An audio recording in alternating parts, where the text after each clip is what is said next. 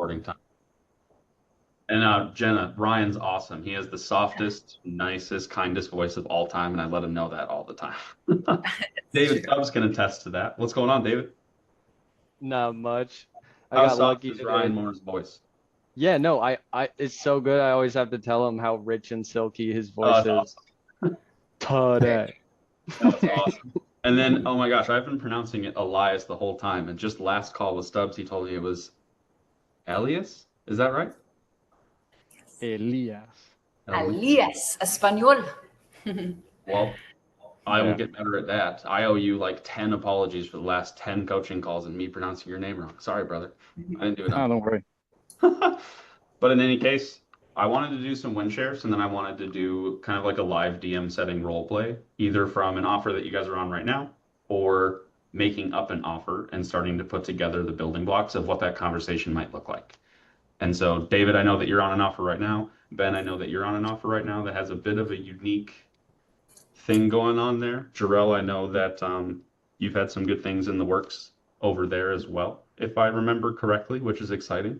Well, Jenna's in the aviation space right now, trying to navigate what she wants to do, where she wants to be.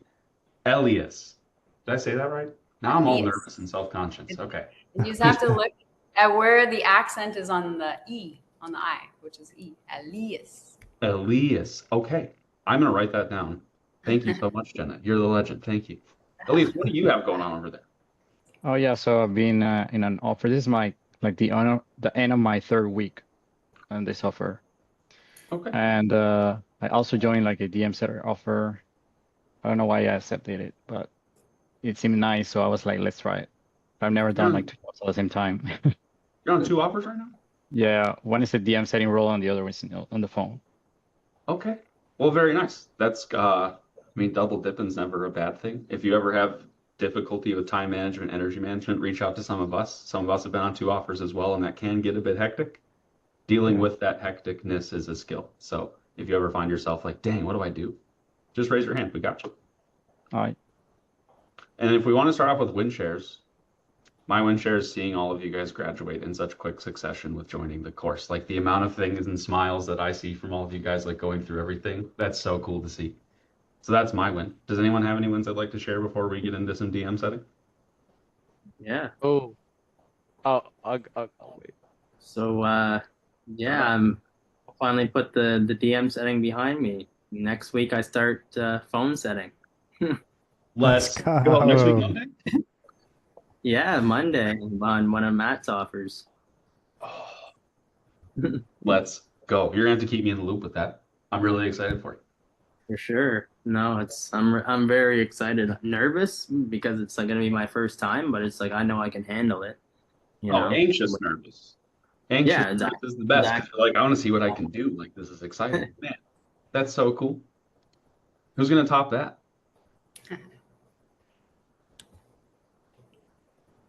Ben, David Stubbs, did you guys have a win? Oh, dude, my win is that I gotta make it here because every day my meeting is always at the same time as your coaching calls, dude.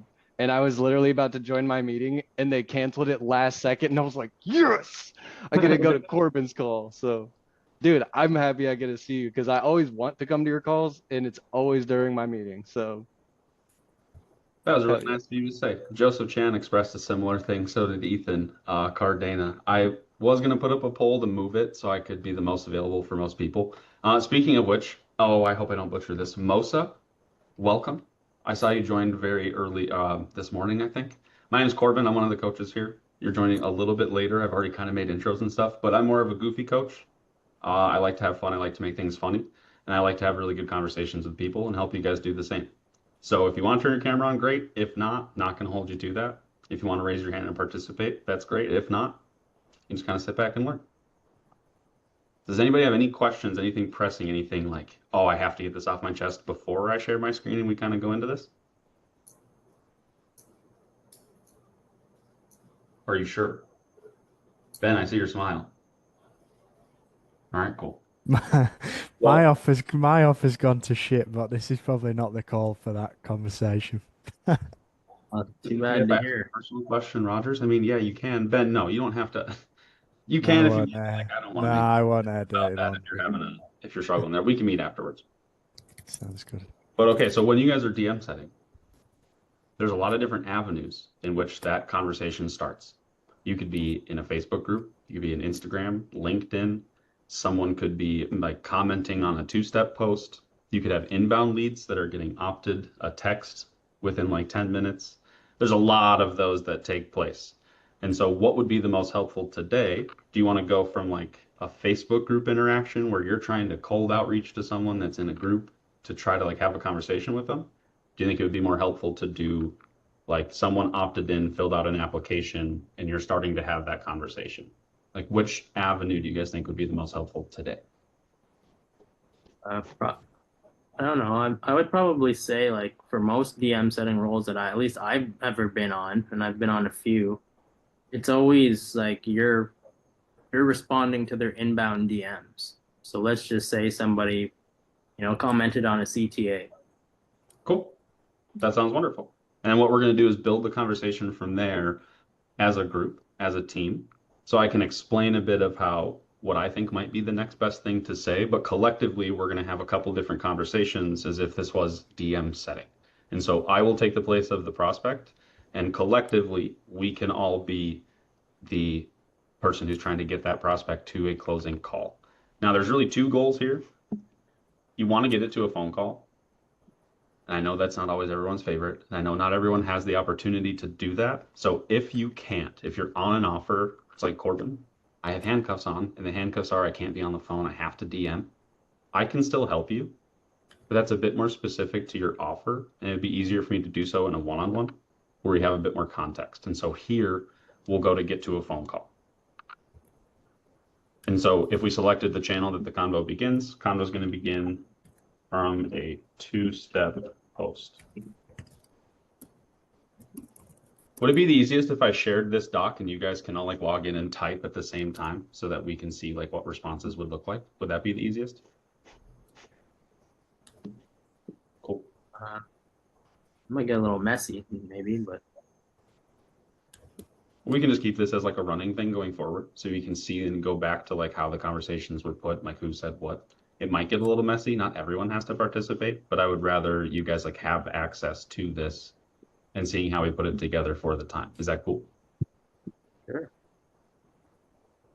Smart, I didn't forget about you. Love your glasses. So convo from a two-step post.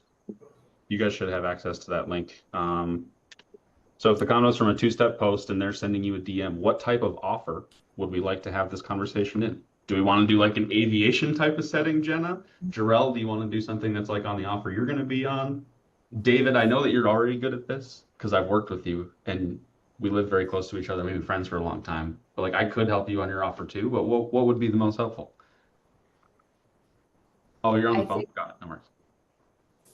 I think my situation is a little bit different because I'm not outreaching by messages. I usually go to conferences and get contacts that way. And then I'm mostly in charge of follow up, nurturing. So my journey starts at a demo. So this is just for a future situation, I think, for me.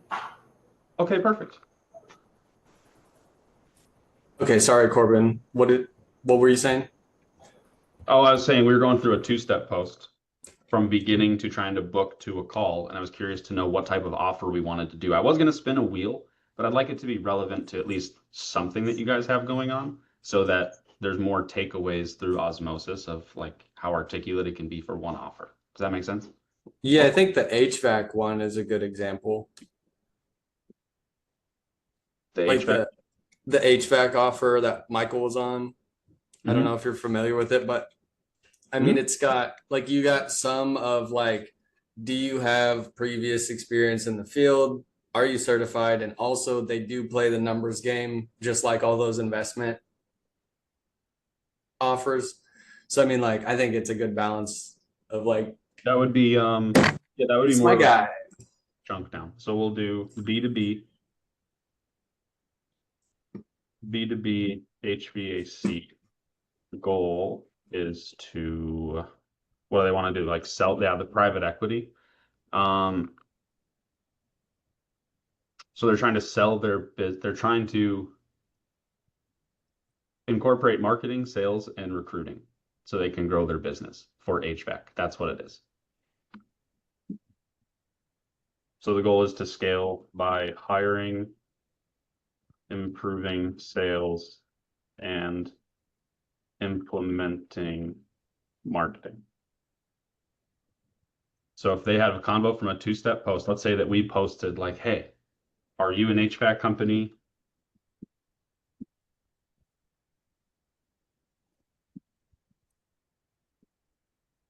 Making less than 500K a year? Like that's the hook. Just for simplicity's sake. Because what they try to do is get you to $1 million in revenue a year so that companies that are much larger can see like, hey, you guys are making $1 million a year. Well, we're better than you. We can buy this for 10 million and then put our processes in and grow it to 50 million. And the people that are at like, dang, I've made 500,000 for 30 years. You're telling me I could make 10 million for selling my company? Sign me up. So that's the preface of that offer. So if they had a combo from a two-step post, HVAC company, the post would be what it was set up to say when they commented on the post is, I believe it was, were you looking to scale or were you looking to exit? So you're giving them an either or because you want to pivot the conversation so that you can kind of frame it based on what they need instead of strong arming them into your frame from the beginning. And so they download a book, get a DM from us saying, hey, name, Korbin here with XYZ company. Saw your application to grab the book come through. This is super rough. Were you looking to scale or exit?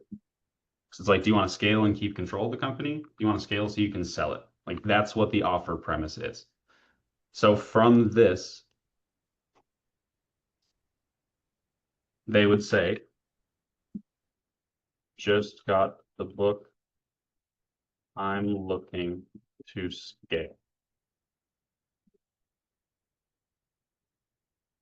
And so if they got the book, they responded to the message that they got the book and they're looking to scale their company. What do you guys think would be a good opening message to say about them scaling their company? And we can take as much time as we need. You can put it in the chat. You can raise your hand. Blair, sorry for not saying hi. I waved at you earlier, but nice to meet you. Welcome. We're going through some DM setting stuff. No, that's no worries. Thanks. Of course. So if it's, I just got the book, I'm looking to scale.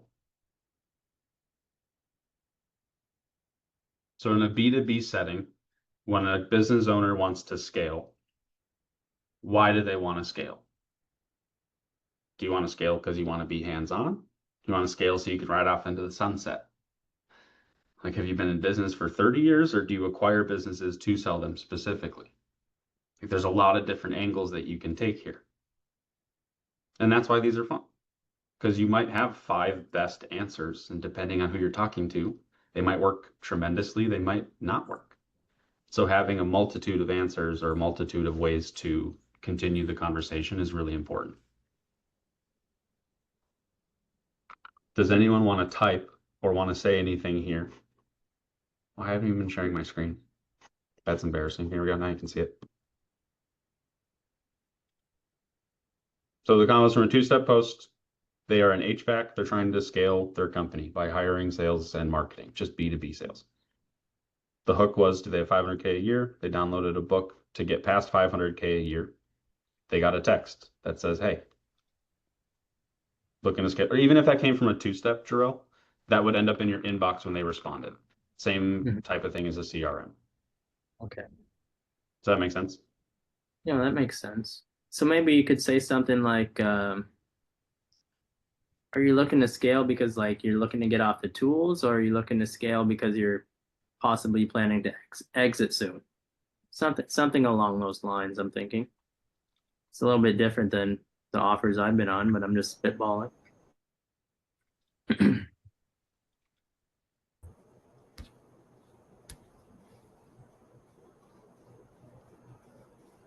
Yeah, something like that. That's not bad at all. Because again, it gives them, well, why do you want to scale? You want to scale so you can stay in control, like continue to hire, it's your baby, your thing? Or do you want to scale so that you can eventually exit? That was really good. I do like that. Does anyone have anything that they'd want to add or any type of pivot to that at all? Maybe I would like, want, Jenna, go go ahead. on, Jenna. I would be interested to know if there's a part of their current role that they're looking to exit out of. Like, so they're maybe spending too much time on a part of the company that they don't want to spend time on, and so try to pinpoint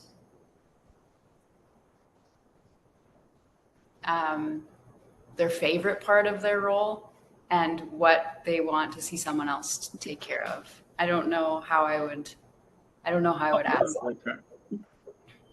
You're absolutely on the right track. And here's the thing, though. Not everybody is willing to share that information for good or for bad until later on in the conversation.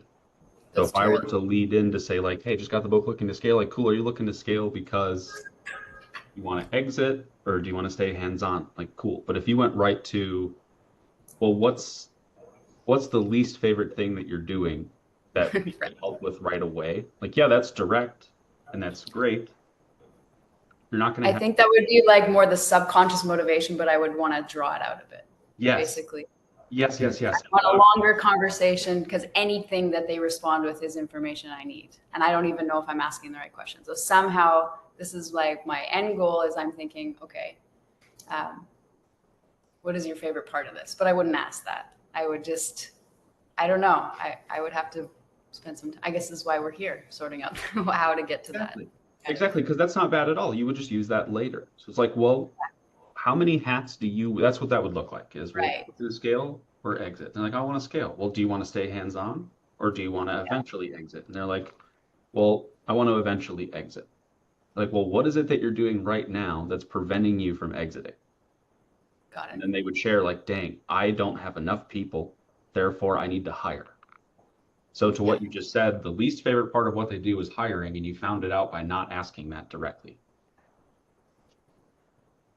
And you're exactly right. You want to have as much context here because if this was a sales call and I was holding up the mirror from all the info that you shared with me, unless my active listening is tip top, it's not always the easiest for newer representatives to hold that mirror up and like confidently.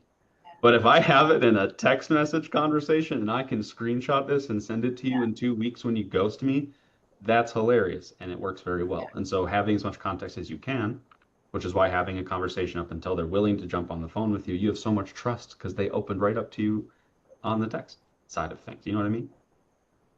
So that's not bad, but you would maybe want to do like, well, where's the most time going right now? Right. Yeah.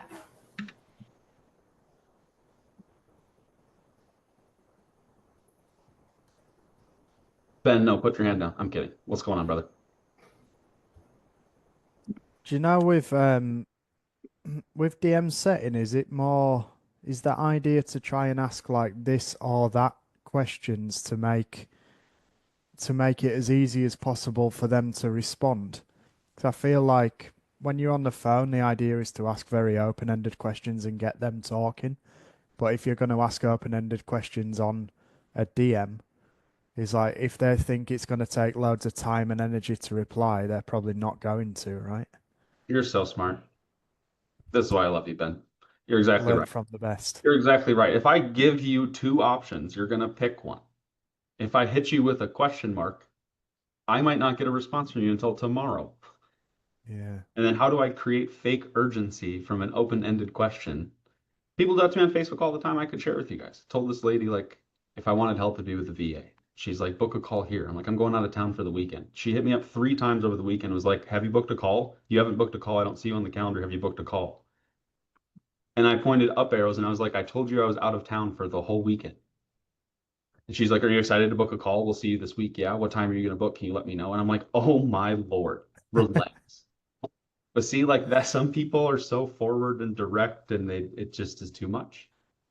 So if you give an either or, and it's just easy for them to answer, and you're kind of Johnny on the spot with speed to lead, all of those things are conducive to having a real quick, concise conversation. You know what they're looking to do. Hey, do you mind if I call to better explain what it is that we can do based on what you shared with me? Yeah, cool. What's your number? No, you're not going to get 1,000 texts. It's just me. So that's kind of how all of that goes together. Did that make sense? Did I over explain that? It's me sending all 1,000 messages. It is pulling a Cody Thompson and ruining the text blast for a day. Yes, that does happen.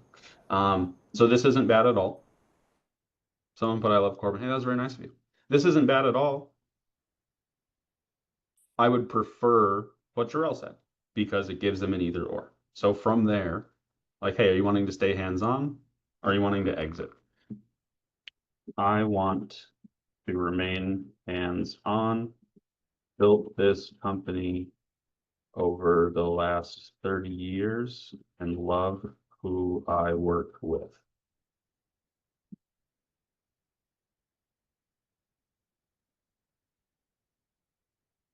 So, hey, you want to scale or exit? I just got the book. I'm looking to scale. Cool. We're going to underline this because that's a really good one, Drill.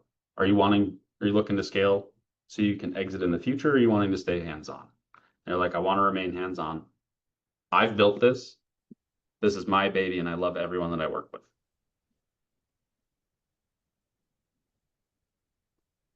Does anyone want to take a shot at what they think might be the next best part of this conversation? So our goal here is to get them to exit, right? Our goal is to implement sales, marketing, and like systems so the business owner doesn't have to do everything. I'd be like something about like, I mean, do you trust your team to get the job done the way that you want it to be done? Because you could be much more help to them by helping your business grow, even if that means you taking on a different role.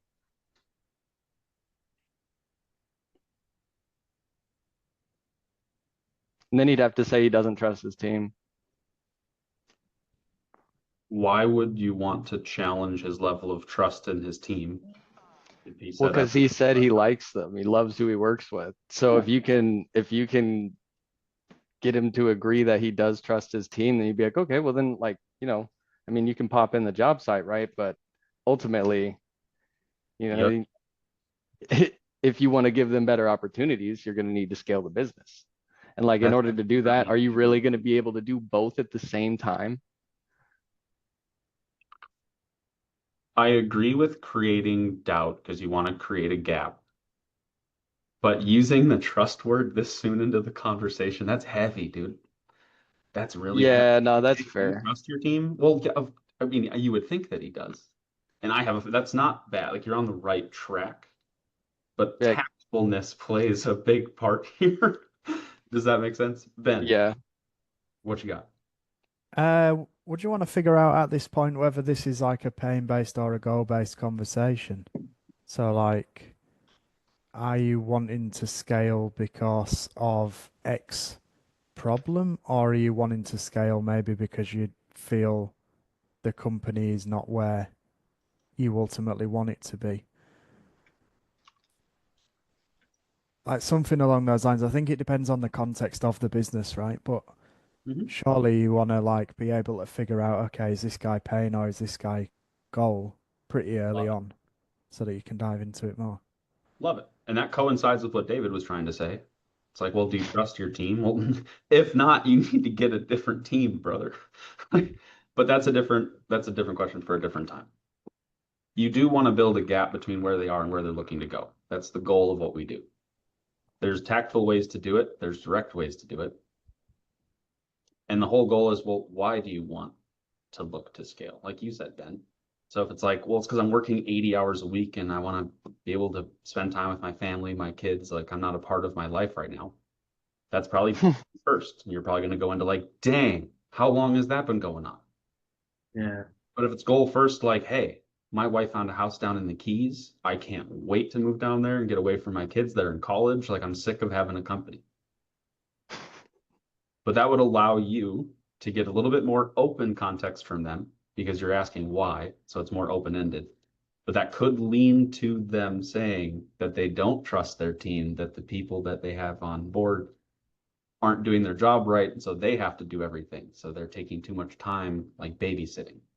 You see how those can kind of go together? Mm.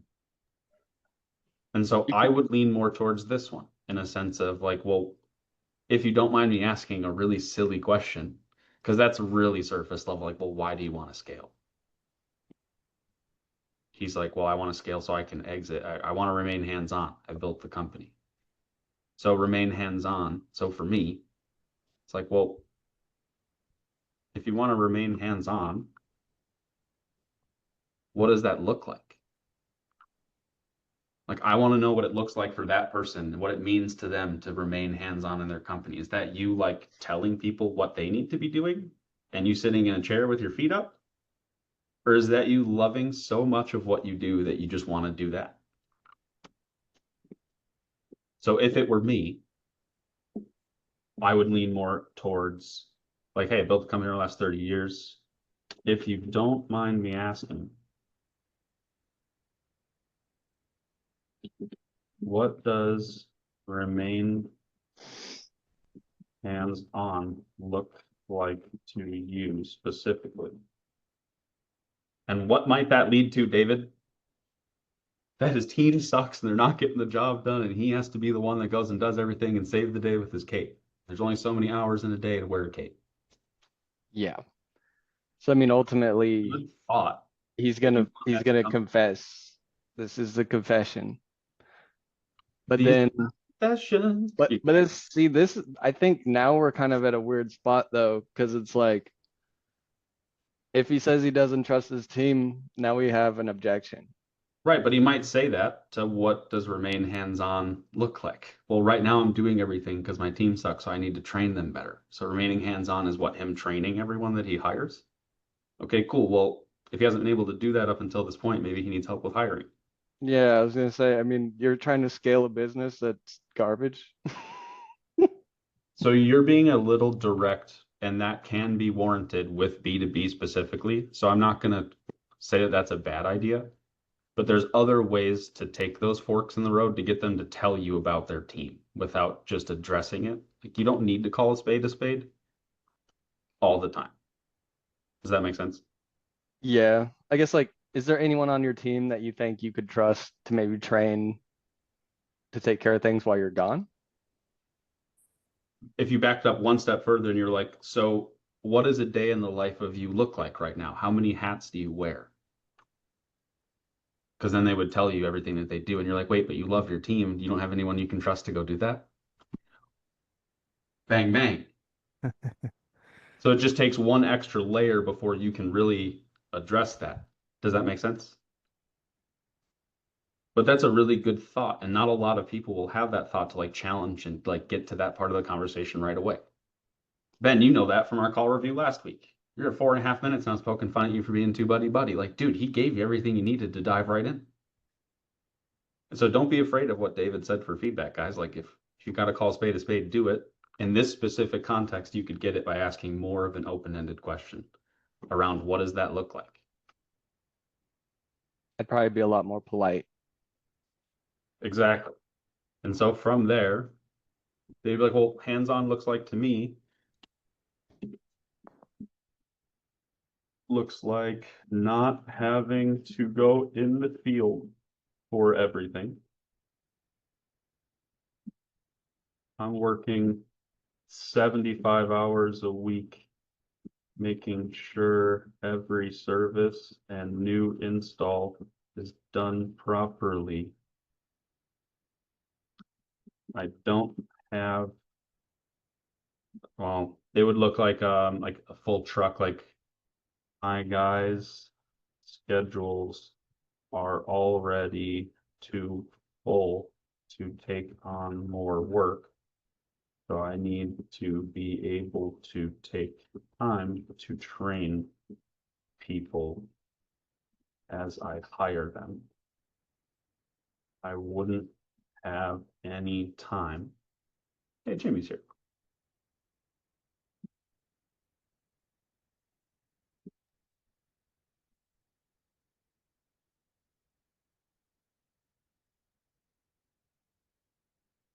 So it's like, well, if you don't mind me asking, what does hands-on look like to you?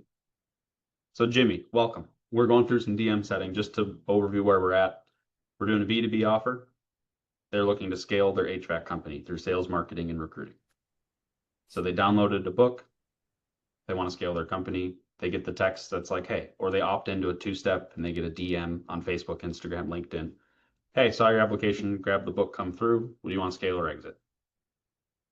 And they said, I just got the book, I'm looking to scale. So we went through what does that look like to initiate that conversation from there. And the best one we came up with was, are you looking to scale so you can exit in the future, or do you want to stay hands-on? And from there, he said, I want to remain hands-on. I built this company over the last 30 years. I love who I work with. And so from there, we had a bit of a conversation around, well, what does it look like to pivot from there? And if you don't mind me asking, what does remain hands-on look like to you specifically? Like, what do you mean? That could mean a ton of things. So I believe having clarity on that specifically would build trust because you're asking the right question in the right way. And that could be the key that unlocks the door. That is them sharing with you what David said. It's like, well, I don't have enough of a team. My team isn't good enough. I have to babysit. So you don't always have to call it out for them to share what you want them to share. So if he said like, hey, hands-on to me looks like I don't have to go in the field anymore. I wear all the hats. I have to do everything. I work 75 hours a week. I have to make sure every service, like when you go back to fix something, and every new install is done properly. His guy's schedules are too full, so he can't take on any more work. He needs time to train people and hire them. He wouldn't have any time if he also had to do the installs and services.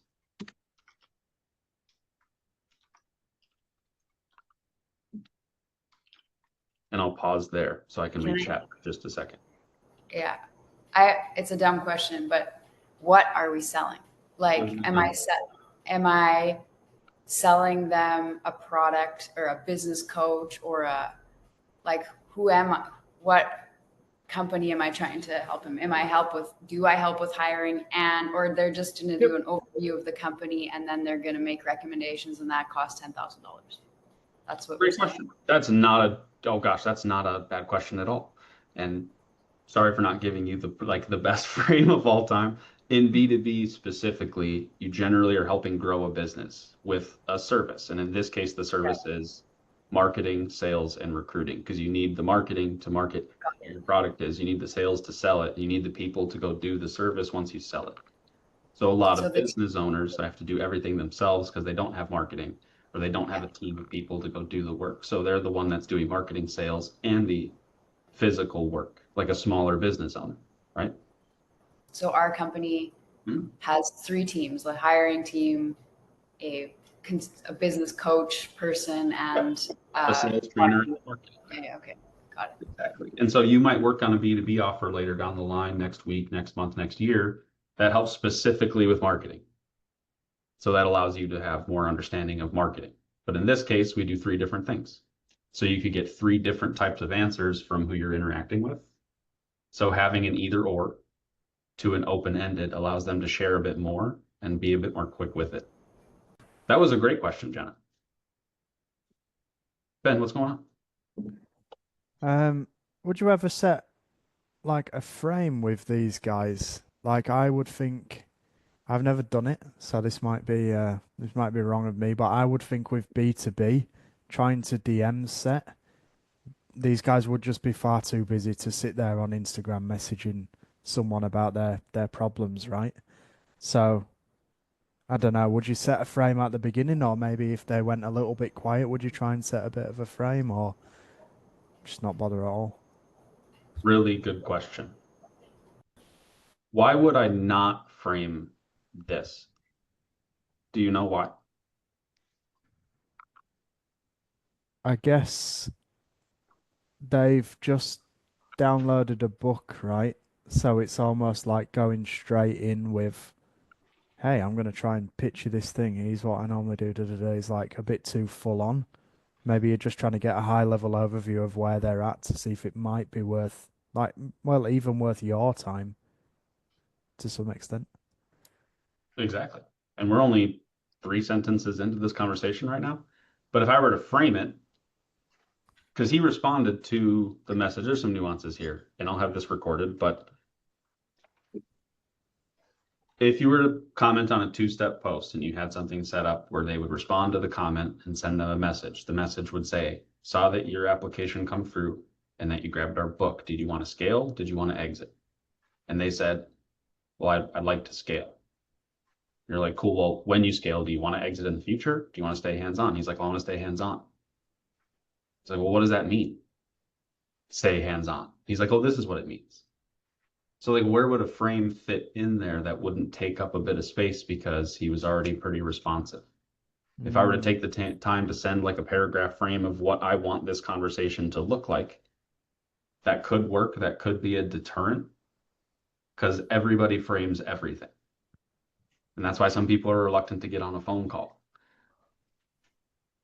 Right? That's why some business owners don't want to meet with like multiple different sides of their team at the same time because they don't want multiple frames to have to handle. And so if you don't frame it and you don't act like it is anything, you're just having a conversation, you just kind of act as if. It usually flows pretty naturally. And if you take a few minutes to respond, you can say like, hey, thanks for being patient. Finally had time to come up for air. Didn't hear back from you. Are you still in the field?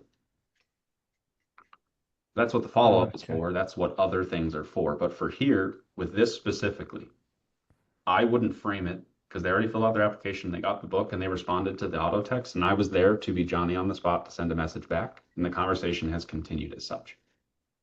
So instead of framing it, I would try to get it to a point where I would frame the phone call and the importance of that phone call. Gotcha. Like, hey, I have a really good understanding of why you downloaded the book and what it is that you think we might be able to help with your company. Are you open to me calling you so I can kind of walk you through what this looks like on our side? Yeah, cool. All right, cool. What's your number? I'll call you right now. But see, like that frame holds more weight because you have more context, more trust, more everything that you need from having that conversation. If you tried to frame the conversation every single time, that might work, but you might also push some people away. It might not work out as you intend it to, as if it were a phone call frame. Oh my God. Sure. Did I explain that okay? Yeah. No, that makes a lot of sense. Because imagine now I framed it. Or imagine I framed it like, oh, I want to scale. Okay, so what we're going to do in this conversation is see why you want to scale, what's preventing you from scaling right now, and what systems we have to help you scale. Like, Yeah. Okay. I like what Jarrell said. Well, what do you want to scale so you can stay hands-on, or do you want to exit eventually? Like, you don't need a frame for that. You're kind of like already framing by forcing the conversation to go a certain way. And that's how you remain in control without a frame. The frame doesn't always have to be at the very beginning. Yeah, gotcha. Makes a lot of sense. Yeah. Jenna, what's going on? I have a question. Would you ever send a DM so quickly after somebody opts in for a book? Because like when I'm interested in something and they've given me a free offer of a book, I want time to actually read it because you've just given me a resource for free.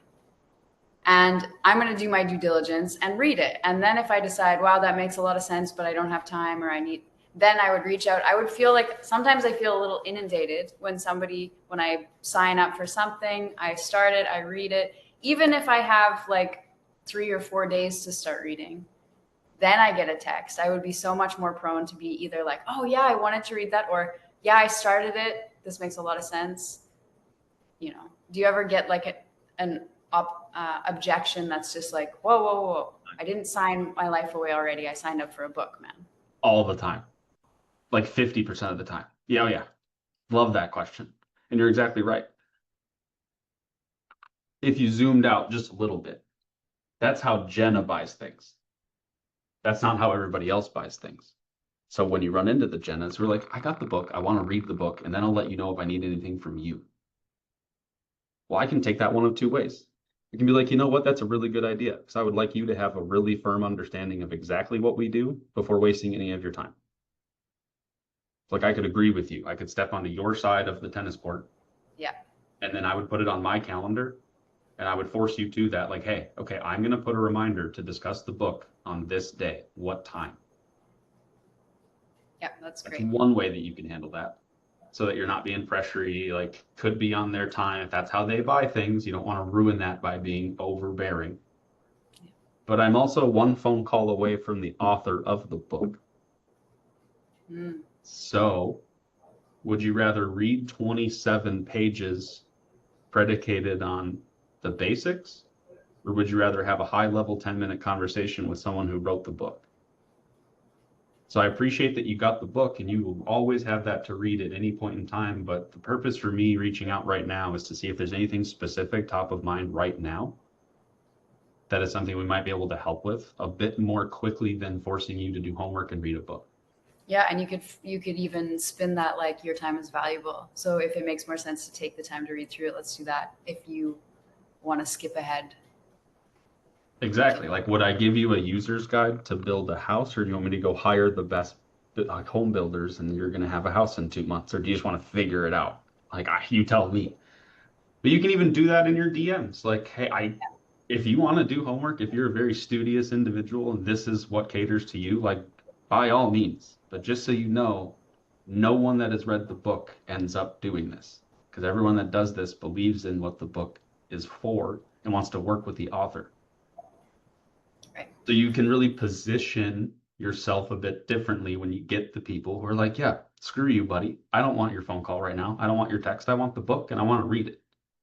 I'm happy that you got it. I'm happy you want to read it. But damn, if I wrote the book, I'd love to talk to you about why you got the book in the first place. So it's really about positioning at that point. Does that make sense? Did that help explain your question? Yeah, huge. I like that. I like the reminder that I'm one way, but not everyone is this way. I think the same way. Like my fiance, she's like, you can't sales rep me. And I'm going to read everything I need to read. I'm going to read the contract. I'm going to go through all the fine print. I'm going to do everything I need to do. And I'm over here like, I teach people to make decisions because they want to make decisions. And I have to deal with your ass right now.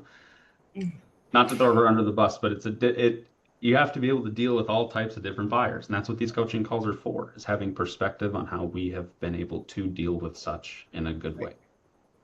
So those all have been phenomenal questions, Jenna.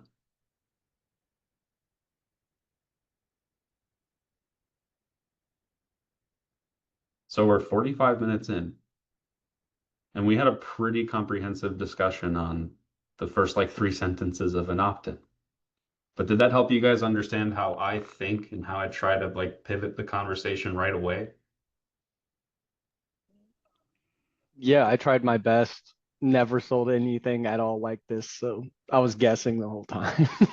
No, dude, you're good. That's what these are for. Because Never hurts. the scale so you can exit. You want to stay hands-on. It's like, dude, I work all the time. I don't have time to do anything more. It's like, okay, now I know that you need recruiting. You need more people to go do the work so that you're not the one that has to do everything. Am I right? Right. So you would kind of level with them. And from there, you can even go for the phone call. Be like, well, one of the 3 main things that we help with specifically is recruiting. Yeah, had I known that at the beginning of the conversation, I think it would have been easier to have responses to, oh, I don't trust my team. Like, oh, no problem. Easy. Well, that's the thing, is when we go through these continuously going forward, like week by week or in one-on-ones or whatever, we can do these on the offers that you guys are on. You can like show me your conversations and I can put together things that are more articulate for right now. Right. Yeah. So I wanted to give more of a framework of how I think about the conversation and how I start putting things in place to give me an advantage in building trust. Because people aren't going to want to call you or give you their number if they don't really trust you. And not everybody's willing to just get the Jake Ferry double dial text like, hey, just try calling, let me know when a better time is. And when they say, who is this? You call them a 3rd time. Like that works great. That doesn't always work though. You know? Yeah. No, I definitely know. Doesn't always go it doesn't always go Gosh. great, but it happens. So yeah, either ors are a very powerful thing to begin a conversation in a DM setting, because if you work at a company and you know what the person wants from your company, you have all the cards. And so when you have all the cards, you can start to show them like, which one of these 2 do you think I should keep in my hand? Oh, the 8, got it. Put the 8 back, throw the 7 out. Eventually you only have so many cards and you have context of the conversation of what they said about each card. You're like, dang, these are all the things that are going on. Let me call you real quick so I can share exactly what we do to help you. Word. Quick questions. So I come to a meeting and I have an idea of what the customer wants. And one of the strategies of my boss is to quickly say everything we have in case one of the things grabs their attention. It's very hard to manage. Yeah. And we have a lot of things. And I've approached this about, he's a boss. He's a genius. He's a micromanager. He is OCD. And so all of the things need to come out. And my job is to like bring it all back together and really get what they want. Because if we don't focus on that, it gets lost in the details. And so, do you have like what would do you have any recommendations for how to focus back in on one thing? Like, for example, I'm your potential customer and you are the one DM me, or even you're talking to me on the phone. And I'm like, I get this all the time. I don't have time for this project right now. We have so many other things on the go. What would you say to like narrow and focus in on that one priority that might get them to put some time into it? Do you have any ideas for that kind of a Well, Jenna, that's exactly why we're on the call right now. It's because every other time you haven't had time for this specifically. And now that we're here, let's focus on this specifically. What do you say? And what would that be? If you have a business owner who wants you to like over articulate and like logically force all of this information onto people, that just means that your business owner is really excited about their capacity to do what they're really passionate about. And so how do you get that through in a conversation with someone? It's like, oh, don't mind him. This is like his passion project. I'm here to help specifically with what you do. He does a million things, and I can help you with those million things, but I want to know like why is this important to you and what we can do to really help maximize that. And so if you don't mind me asking, like, if there was one thing above all that we could help you with, what does that look like? That's great. So you can almost be like self-deprecating to a point. Like, hey, I don't know as much as this guy, but I'm really good at this specifically. And so if you are open to sharing a bit about what's going on, then I would be able to do a really good job to help you. Wonderful. Thank you. Yeah, that was a great question. A lot of people will be that way. And it's a tricky thing to be able to explain something to other people when it doesn't make sense to them. So when you have a really highly articulate business owner, you can scare some people away. So if you're the calm, cool, collected one, it's like, oh, don't mind. Like, that's how he is all the time. He loves doing this. I'm here to help you with where you're at. We don't have to do that. You kind of play good cop, bad cop. Not that the owner's a bad cop, but you get what I'm saying, right? Oh yeah, 100%. Yeah. Tamer, what's going on, my friend? I just saw Tamer join. Tamer's going to play hard to get. That's okay, as he does. But no, Jenna, that was a great question. I think over-explaining things always puts you in a bind because then it opens the door for a lot of clarifying questions from the other person. And that can kind of put you in a bad spot. And so that's why, like, when you frame a DM conversation, then that's when they can be like, well, I really was only here for this. Yeah. Instead of it just naturally, Yeah. Oh, Tamer, we're doing awesome. Sorry to hear that you're sick though, brother. If you need anything from me, let me know. But as far as the DMs and how that goes, when you're on a B2C offer and it's not a business owner and they replied to like a 2-step post and you're like going into their DMs, I never say hi or hey. Ever. Ever. Why? Because everyone does. Like, don't do it. So I say, hey, yo, howdy, what's going on? How are you? What do you know? I have like a 70 things on a doc of like intros that I say to people. That's not hey or hi or hello. It's cool. It's better. It's funny. Gets them to respond because they see like, hey, what's going on, Jarrell? It's Korbin with XYZ Company. And you're like, hey, what's going on, Korbin? I'm like, nothing, dude. I saw your application come through. Is now a terrible time?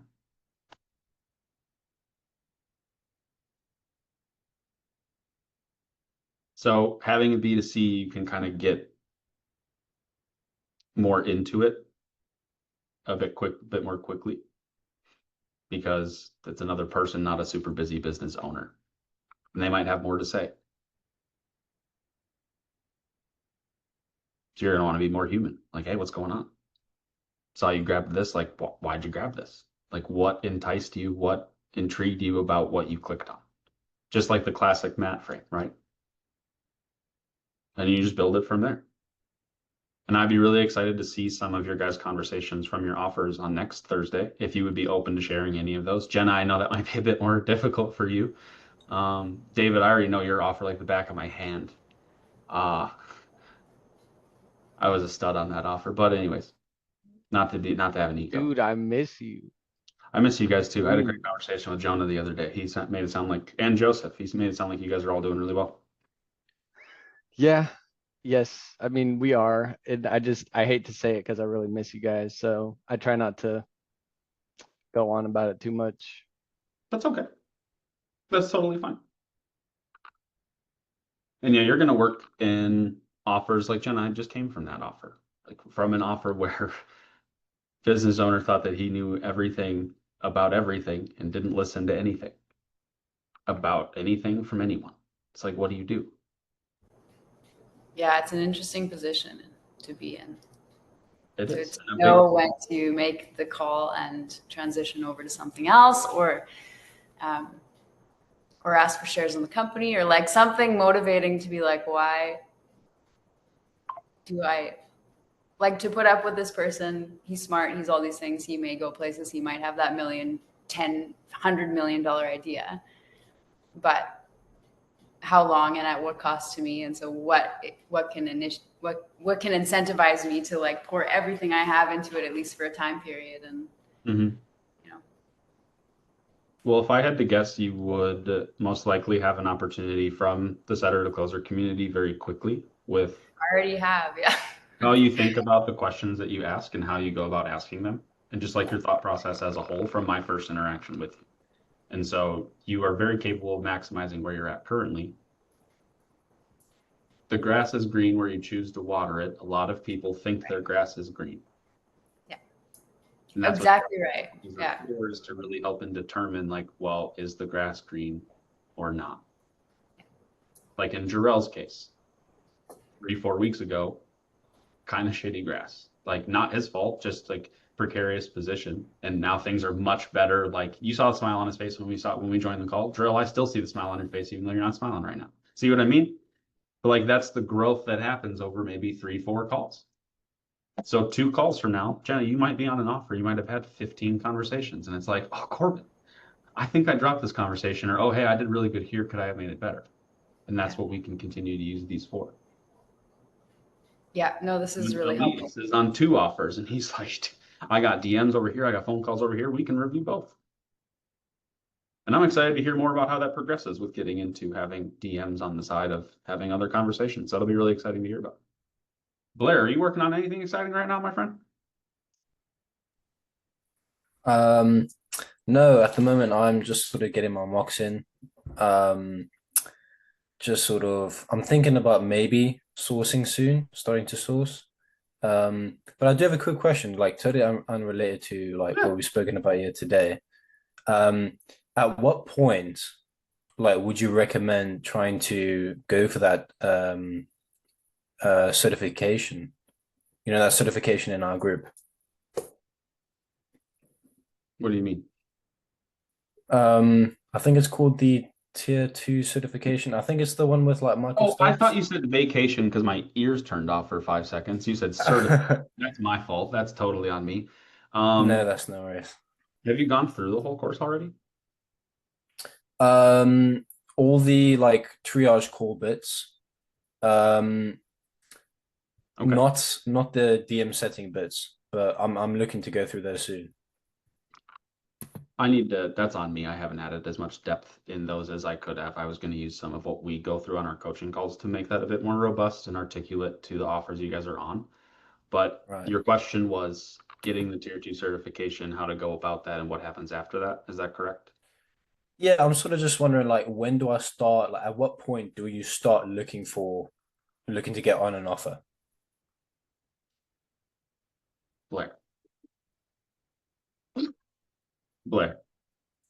As soon as you get your Tier 2 certification, probably someone in that call when you graduate is going to in the next 24 hours get you an interview. Or at least Right. very soon after that. It's happened with quite a few folks. Like Ben just graduated, Yeah, right? Toyab just graduated. He got on an opportunity, like I really saw quick, that. because it shows that you're willing to go through the course, you're willing to do your mock calls, and you're willing to go through a Zoom mock call with a coach in front of other people. Like that's not something a lot of people are open to do. And as soon as you do all those things and demonstrate you can do all those things, someone is going to give you an opportunity. I might not be So is there in a is position. there like a specific amount of mocks that you'd recommend doing before, like trying to? Sorry, what was that? 10? Yeah, I would recommend 10. I had to do 50 3 years ago before I got to do any sort of graduation mock call, but yeah, I would recommend 10. And if one of 10. those could be with a coach, I think that'll give you a lot of valuable insight. Speaking of which, I owe Jarrell a mock call later today or tomorrow. Right. Yeah, Jarrell, I sent you a message, and Tamer, I think you sent me one as well. I'll organize a mock with you too, for sure. Oh, yeah.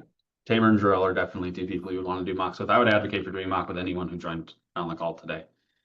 Oh, I'd love to. I'd love I to. want to I feel volunteer, like I've got a lot to learn. So but Jimmy left. But Jimmy's been a setter. Jimmy's been a closer. Jimmy's a really stand-up guy who has a very interesting perspective on things, and I would advocate for reaching out to Jimmy as well.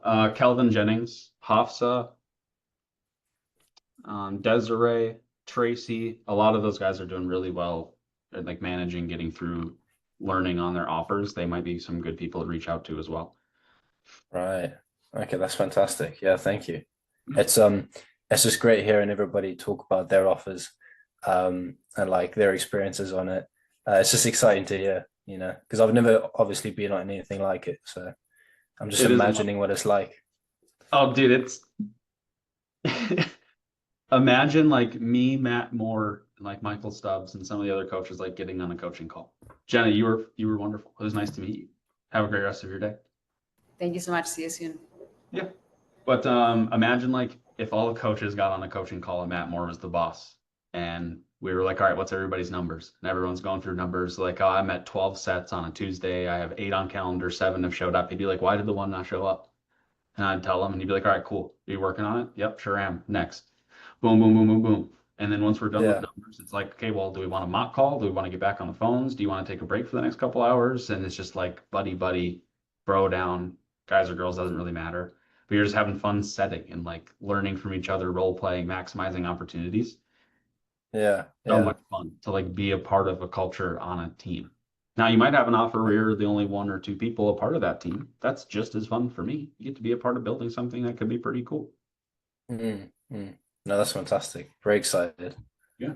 If anyone needs mock calls for me, Jarrell, I owe you one. Message me on school right now and let's set up a time for either later today or tomorrow. Blair, I'd be more than happy to do one with you as well. Elias, Amazing. Yeah. you're juggling over there, Elias. Like if however I can help support you, you let me know. Well, And Ben, if you need anything from me, I'm never gonna answer at 4 in the morning, but I'm pretty available. I'll send you a message. I need a moan. Cool. Gosh, this might be the first call that I end within 20 minutes of the actual end time. I normally go 20 minutes late. Um, Well done, Korbin. That's I know this Corbin's was win for next helpful, week. but these calls haven't been as helpful as I've wanted them to be. And so I'm still improving at what I can do to help teach you guys and like educate what this looks like as a whole. And it would really help me having more context from offers so that I can like show you tangibly what that would look like. More than happy to continue going through the frameworks that how I am right now. But there's a lot more specifics, a lot more nuance that can go into these to make these even better. And that's my goal, is to really give you guys those tools in spades. So the more context I can have from you guys, the more I can articulate what that looks like from my perspective. Appreciate that. I think like if you're doing a demonstration like this, the best kind of offer to use is something like setter to closer, because everybody can relate to it You from think the about that. prospect's perspective, You got a time machine, Ben? You want to go back an hour? Where were you with that an Sure. hour ago? I'm kidding. No, I'm just That was saying. so smart. I should have just done that. Dang. Oh well. Yeah. Next time. Like instead of trying to wrap your head around a biz ops or a fitness offer, or like every man and his dog seems to be on moves method, right? So everything's like, oh, it's a fitness. But then if you just do setter to closer, we're all here for a reason. We can understand it from the prospect's perspective, you know. That's true. But this was actually very useful. You downplayed your helpfulness then. I think I've always turned my nose up a little bit at DM setting and always thought like it goes DM setting, phone setting, and then closing. But actually this showed me that DM setting is like it's not just taking what you say on the phone and throwing it in the DMs. Is a completely different ball game. Like you got to be on it. Your questions have got to be a lot. They're a lot more tactical. You got to be straight to the point.